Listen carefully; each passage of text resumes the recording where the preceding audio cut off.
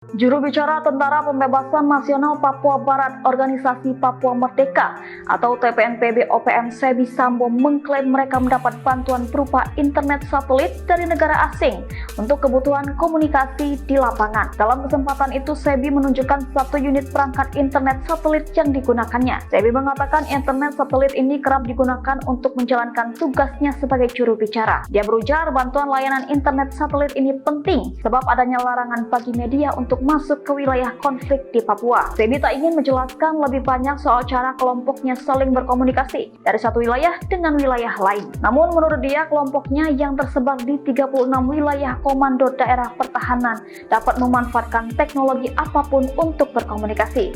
Selain itu, ia mengklaim bahwa kelompoknya kini memiliki badan intelijen. OPM menyebut badan ini sebagai Papua Intelligence Service atau PIS. Sebi mengatakan PIS berperan penting untuk memberikan informasi di lapangan. Dia mengklaim informasi yang dilaporkan oleh PIS lebih cepat dibandingkan aparat Indonesia. Laporan tersebut, kata Sebi, diterima dengan detail-detail tertentu. Dia menyebutkan misalnya informasi jumlah kapal TNI Polri yang masuk. Itulah alasan kenapa mereka tahu lebih dulu. Sebi Sambo menolak memberikan identitas pemimpin PIS secara rinci. Dia menegaskan pentingnya kerahasiaan dalam struktur intelijen mereka.